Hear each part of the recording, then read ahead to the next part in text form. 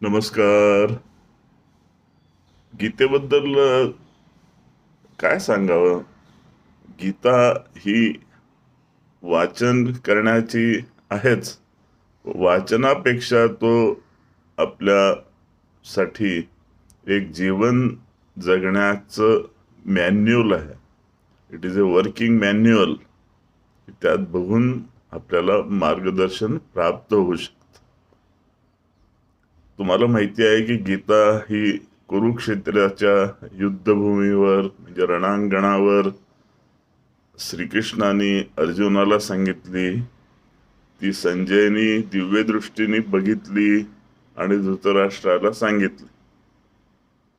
म्हणजे गीतेचे प्रारंभिक श्रोते कोण कोण झाले? अर्जुन, संजय आणि धृतराष्ट्र हे 3 जण झाले. गीतेमध्ये प्रत्येक अध्यायाला योग असं नाव दिलेलं आहे. जसं पहिला अध्याय आहे अर्जुन विषाद योग आणि 18व्या अध्यायाचं नाव आहे मोक्ष संन्यास योग.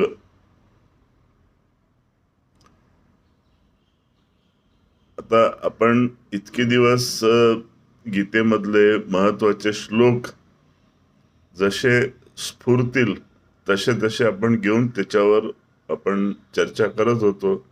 आता आपण काय करणार आहोत की अगदी रीतसर पहिल्या अध्यायापासून सुरू करून 18व्या अध्यायापर्यंत क्रमवार जाणार आहोत.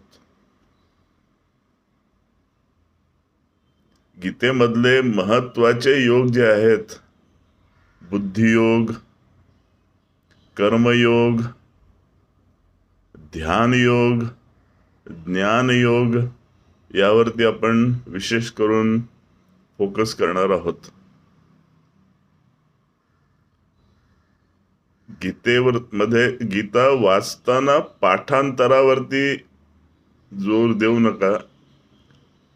सहजपणे जे श्लोक पाठ होतील ते चांगलंच आहे, पण असं डोक्यावर टेन्शन ठेवू नका की आता एवढे 700 श्लोक आम्हाला केव्हा पाठ होतील. आता आमचं वय इतकं झालेलं आहे, म्हणजे आम्ही म्हातारे झालेलो आहोत, आता आम्ही श्लोक केव्हा पाठ करणार. असं काही नाहीये. एक तर पाठांतराला वयोमर्यादा काही नाहीये. तुम्ही जेव्हा प्रयत्न कराल तेव्हा तो तुम्ही पाठ करू शकता.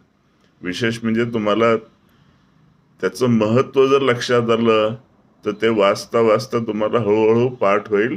पण सुरुवातीला तुम्ही तो श्लोक पाठ करायच्या भानगडीत पडू नका. त्याचा आशय लक्षात घ्या. तर आपण सुरू करूया. ओम श्री कृष्ण